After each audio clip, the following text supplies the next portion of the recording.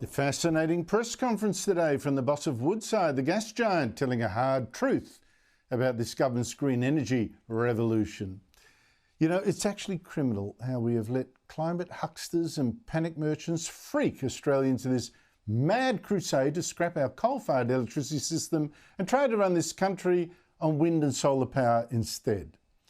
I mean, you just take this prediction on the ABC, this warning just 9 years ago, which was stupid then and embarrassing today. Actually suggesting that by 2024, 1.5 degree increase is on the cards now, well, which puts us very close to the critical. That's a prediction of the models. But actually, in the early months of 2016 have already shown that. So we don't know how 2016 is going to continue. But that is a worrying problem. Because what would happen if we reach 2%? Oh, there are some shocking predictions, actually, that you see where places in the Middle East, for example, that are already experiencing temperatures sometimes in excess of 50 degrees, I think, this year, become essentially uninhabitable for certain periods of time. Didn't happen. There's been a little warming, but the Middle East hasn't become more uninhabitable. I mean, what a clown. It is shameful that ABC journalists peddled such alarmist nonsense and that our electricity system is now being wrecked by politicians who believed it. And now even this Labor government is freaking that its green energy revolution is actually collapsing. We're running out of power. On Monday, the Queensland government actually scrapped another wind project. Locals hated it. And today, the Albanese government finally said yes, after 3 years of delay and denial, to extending Western Australia's massive North West Shelf gas project for another 40 years.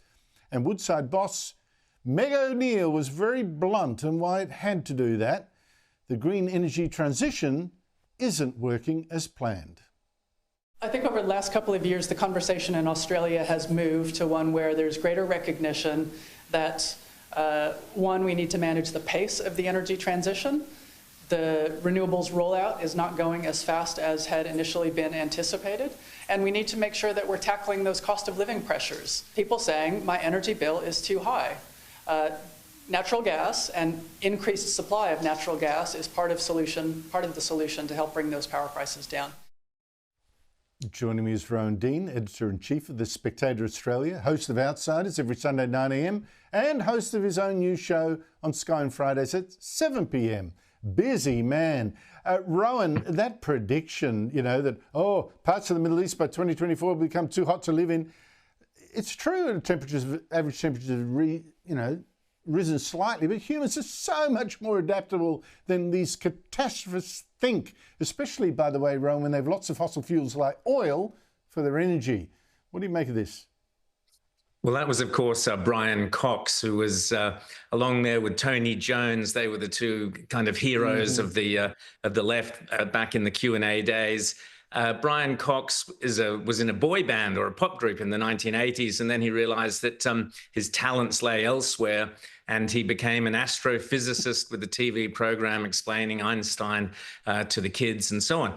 And he was very fond of these great, the apocalypse is upon us now, these great predictions of these terrible things that were going to happen. 1.5 degrees increase, sea levels are going to rise. And the trouble with all those predictions, Andrew, is none of them have ever come true. Now, where is Tony Jones, or indeed Sarah Ferguson or others at the ABC? Why aren't they going back through those old predictions and making TV shows saying, you know what? We weren't told the truth. Those predictions were wrong. That's not what's happened at all. And this fanciful nonsense, it might get to 50 degrees somewhere in the sub-Sahara, in the middle of the Middle East. I've got news for you. It can get to 50 degrees in the middle of Australia. I know, I've been there on a film shoot. It's hot. And guess what? The Middle East is known for its heat. So these sorts of insane predictions which were made all the time to justify the whole energy scare. And by the way, wasn't it great to see Malcolm Roberts sitting there with a kind of bemused look on his face? Who's correct now, 10 years later? 10 years later, who's correct? Malcolm Roberts, not Brian Cox or Tony Jones. But Andrew, it's great to see the energy bosses finally speaking up. Meg O'Neill made a very good point that all the kids, all the teenagers, all the young people who criticize fossil fuels run around doing so with their iPhones, ordering their, their clothes from Temu, all of which requires fossil fuels to get them to them. They all order Uber Eats, by the way. Most young people would rather order from Uber Eats and have the fossil fuel delivered food to their sources rather than actually, walk down to the shops and maybe buy some food and cook a meal.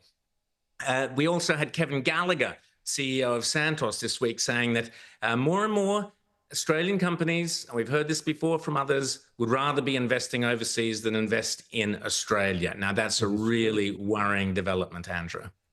Oh, it's very worrying, Rowan. It was also, I thought it was interesting, like Susan Lee, I think her heart is in, going along with the climate change flow. But that said, I think she's recognising some brutal realities that the net zero target is forcing us to do really stupid things, losing whole industries like the nickel industry, like most of the fertiliser industry, like the industrial glass industry, losing them because of the cost of power. She did leave it open to the coalition today to eventually say no to net zero, depending on which way the wind is blowing. That said, this is promising.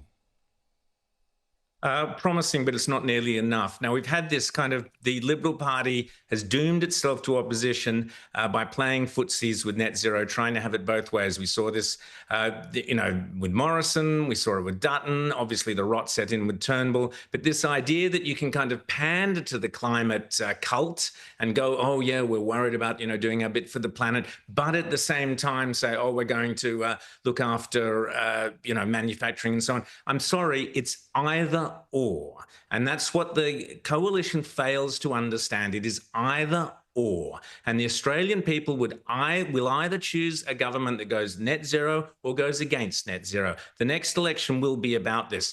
The IPA done some great research. 56% of Australians want affordable energy. They're not interested. Only 21% of Australians are interested in all this virtue signalling nonsense. Now, it's critical. I'm sorry, Susan Lee has to come off the fence. The coalition have to come off the fence. They've got to say sorry to all those renewable investors who seem to be pulling their strings, all the lobbyists out there. You've got to say no. We are saying no to net zero. We are out of net zero. We will oppose it vigorously between now and the next election because the Australian people deserve that choice, Andrew. So I don't quite share your optimism. A few words about, oh, wouldn't it be nice to see we've got to look after manufacturing. It's not enough. It's just not enough. This country is going down the gurgler on every single economic measure you can come up with, and it's got to be stopped. And the only way to stop it is to abandon net zero, Andrew.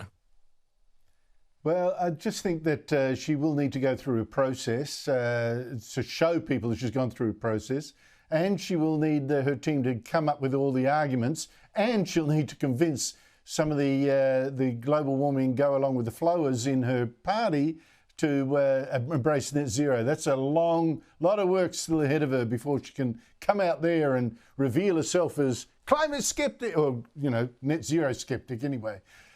King Charles went to Canada to open its parliament yesterday. This is the first time the British monarch has done that for nearly 70 years. And you can see why he's wheeled out. It was told Donald Trump he couldn't make Canada America's 51st state. It's not for sale. The Crown has for so long been a symbol of unity for Canada.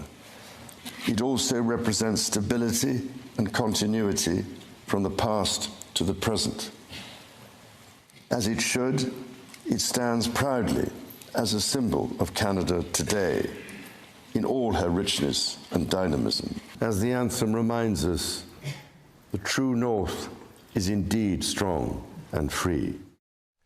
Now, Rowan, the King, Donald Trump refused to take the King's subtle no for an answer. Just hours after that speech said, by the way, Canada has a choice. You pay the US government $61 billion to be protected by America's new Golden Dome missile defence, or you become America's 51st state. Where do you think this debate is going? Andrew, I've long warned that King Charles will spell the end of the monarchy. He could even spell the end of the Commonwealth. He is such a disaster as a king. I'm sorry, I'm a constitutional monarchist by heart, but this bloke is doing such damage to everything, all the constitutional monarchies around the world.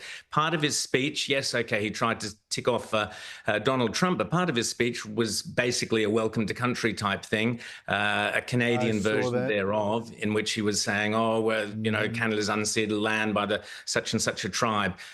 He's going to come to Australia and he'll do the same thing. You watch. Albanese, he'll drag him out here and he'll stand. Well, he's already done it once almost.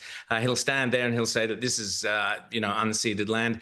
And I'm sorry, if the monarch, the constitutional head of our constitutional monarchy, says that this isn't kosher, if you like, our land, then we are saying that our laws do not apply, our laws are not valid, our property rights are not valid. The damage this bloke is doing is unfathomable. And what he said there, seriously, if I were a Canadian, I'd be going, you bet I want to be the 51st state, because the alternative is being in this kind of no man's land where we don't belong to anything because the property belongs to the Algonquin tribe or whatever. And let me say, maybe Australia should be looking at being the 52nd state, because this is where we're going with this endless tearing down of the very fabric, the very foundations of what was our colonial Commonwealth. And unless we wake up, we're going to be in the same problem. I've got it, but Rowan, I don't understand why, if he says, and he said this is unceded land, why in the same speech does he keep calling himself the king of it? I mean, seriously. Well, he can't be, and that's the point. He can't be. The guy's not very bright. He's not very bright. But the damage he's doing is incalculable. And seriously, we'll see. Yeah, that's my opinion.